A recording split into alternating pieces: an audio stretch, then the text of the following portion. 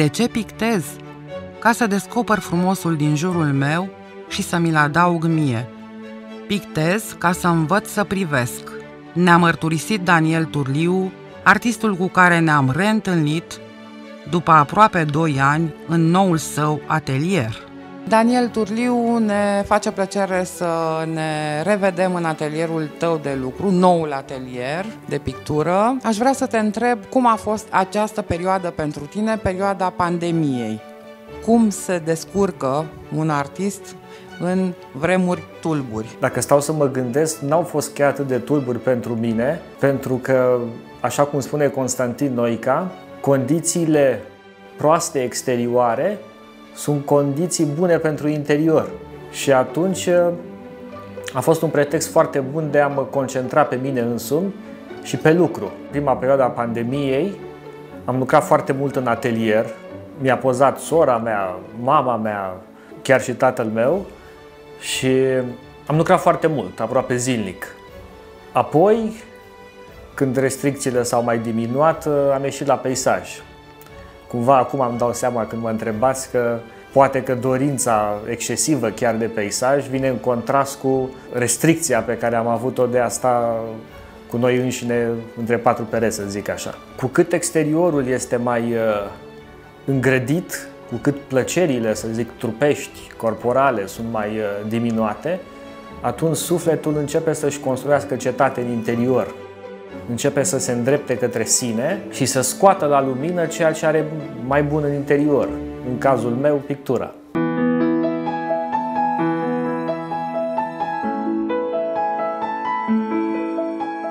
Care au fost temele în această perioadă pentru tine? Ce te-a inspirat? Am lucrat foarte mult portret. Probabil că și dorința de a fi cu cineva în această perioadă m-a călăuzit către portret, apoi peisaj. Acestea două, portret și peisaj în genere.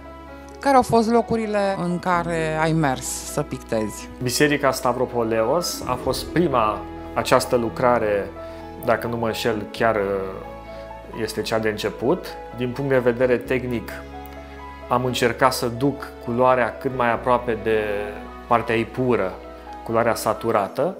În același timp am mers pe contrastul cald-rece. Am încercat să simplific foarte mult din complexitatea ce oferă detaliul Bisericii Stavropoleos. Și după cum vedeți că vorbeam de personaje, am introdus câteva personaje ca pretext cromatic. Roșu care este jos este echilibrat cu alt roșu pe care îl găsim și sus. De asemenea și compozițional se creează un pilon central și personajele, cum am zis, ele trebuie întotdeauna să fie pe o logică a compoziției.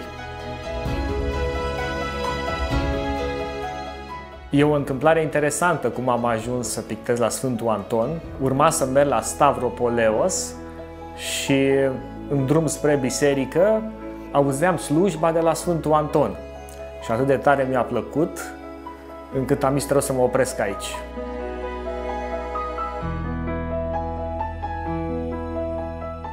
Și cumva, de această dată, chemarea, să zic, divină, care poate este mai mult decât în pictură când vine vorba de spațiu ortodox, m-a făcut să-mi îndrept pictura către această biserică. Și de asemenea am făcut 5-6 peisaje la Sfântul Anton. După am continuat cu Hanul lui Manuc, fiind chiar în partea stângă a bisericii. Am lucrat de asemenea 4-5 lucrări cu acest peisaj.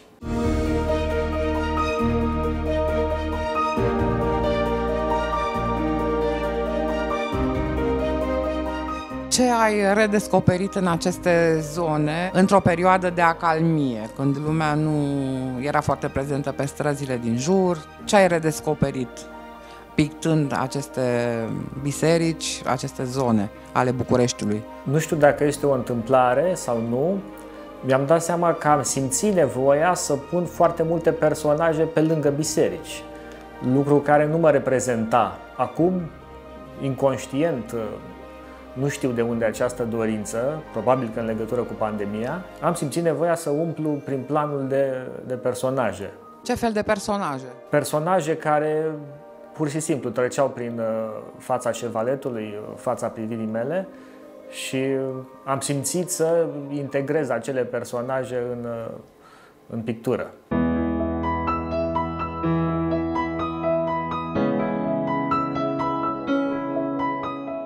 Problemele pe care mi le-am pus în pictură în această perioadă au fost legate mai mult de relația între tenta plată și tenta vibrată și cum se armonizează reciproc una cu cealaltă. De asemenea, am încercat să lucrez foarte repede, chiar uneori câte 2 lucrări pe zi.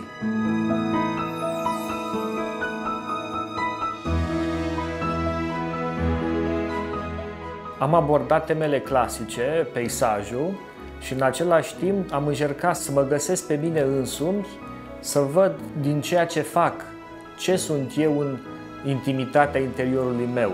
Cu alte cuvinte, am încercat să mă descoper pe mine însumi în raporturile cromatice care m-au călăuzit să lucrez după natură. Îmi dau seama că odată cu pătrunderea în interior, ajung să conștientizezi cum anume să raportezi o culoare la cealaltă, astfel încât armonia cromatică să fie mult mai proeminentă. Și aceste raportări de culoare trebuie întotdeauna zidite pe propria ta sensibilitate. Ele sunt în adâncul interiorului tău și trebuie să găsești mijloacele tehnice și sufletești, în primul rând, astfel încât să le scoți la suprafață.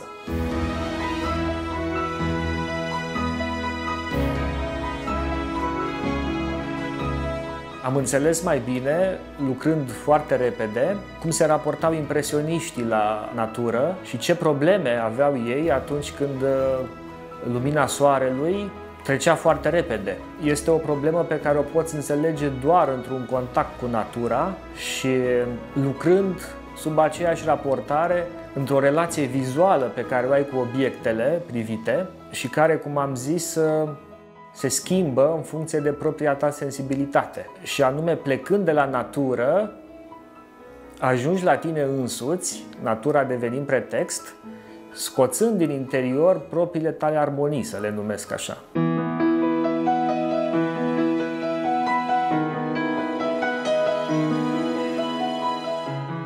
Întotdeauna lucrez după natură. Rare ori s-a întâmplat să ies în peisaj iarna, dar am ieșit și iarna, însă de regulă lucrez de pe fereastră când este vorba de anotimpurile reci. Lucrul după natură este foarte important, pentru că relația sufletească cu obiectele privite, efectele contrastului simultan, se pot realiza doar după natură.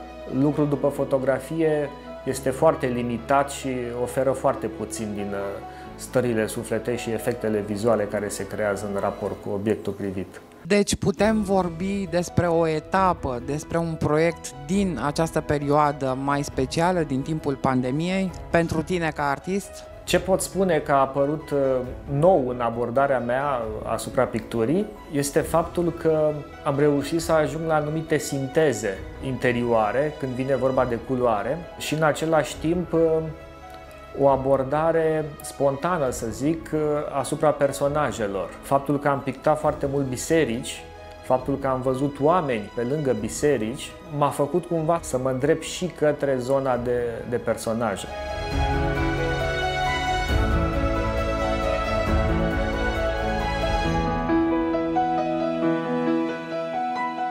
Aici este Biserica Sfântul Anton.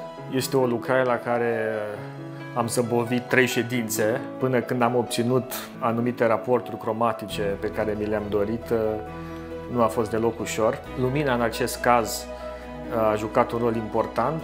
A trebuit să aștept de fiecare dată anumită oră ca să pot lucra în zonele pe care le atacasem a priori și, cum am zis, este o lucrare mungită. Contrastul folosit este de complementare, violet-galben și în același timp, la nivel de masă, este cald-rece. Ambele picturi sunt în ulei pe pânză și este o tehnică pe care o folosesc cel mai des.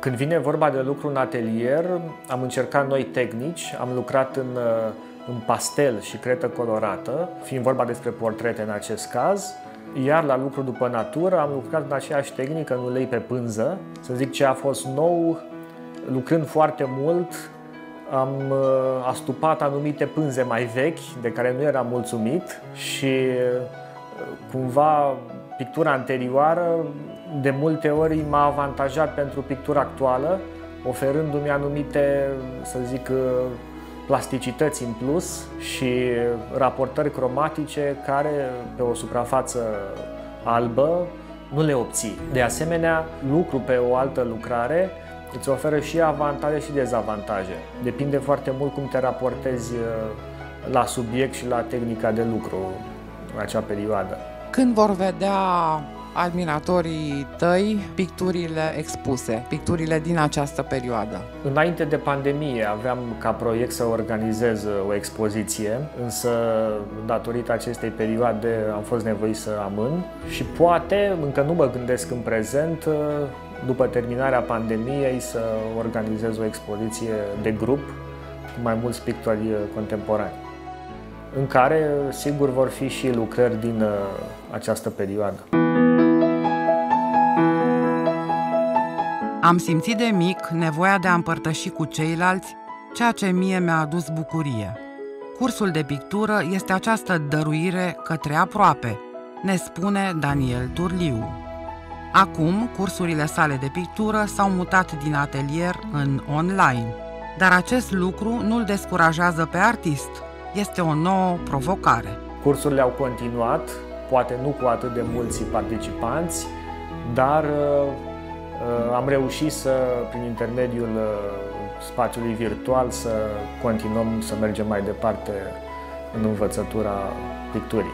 De asemenea, e o nouă deschidere spre cultură și anume că am fost nevoiți să ne adaptăm la un nou mod de spațiu cultural, să-l numesc așa, și calculatorul este întotdeauna binevenit în acest sens și cumva se vede cum lumea se îndreaptă din ce în ce mai mult spre virtualitate.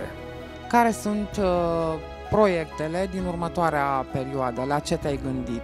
În afară de expoziție de grup, care mai sunt ideile pe care le ai și pe care vrei să le aduci în fața publicului?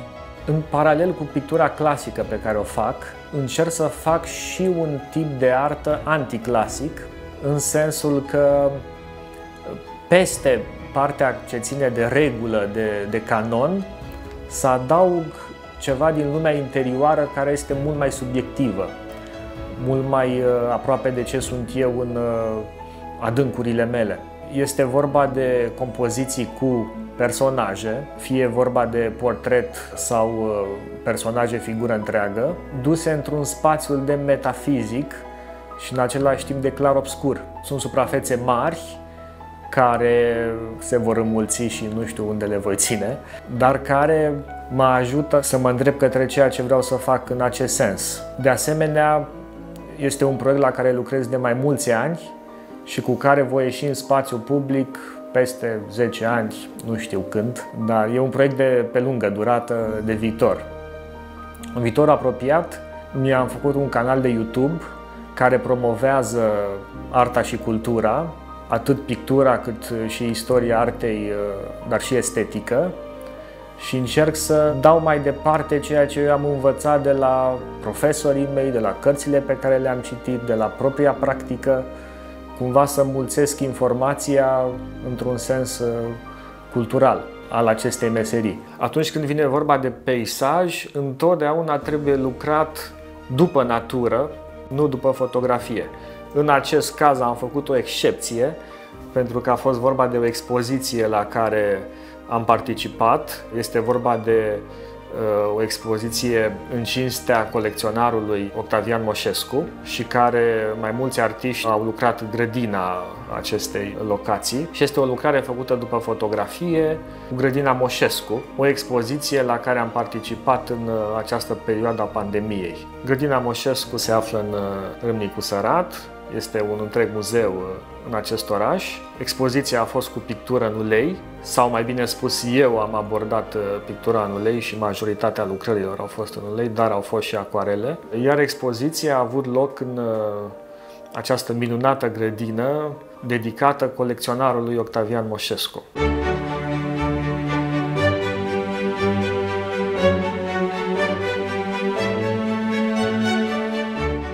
În prezent vreau să lucrez și Biserica Crețulescu, pe care nu am pictat-o până acum.